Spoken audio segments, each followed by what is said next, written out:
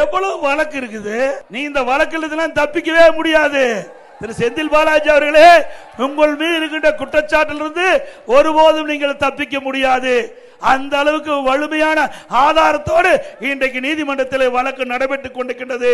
ஆக நீங்கள் இந்த பகுதியில் தேர்தல் நேரம் வரை இருப்பீர்களா என்பது சந்தேகத்துக்குரியது.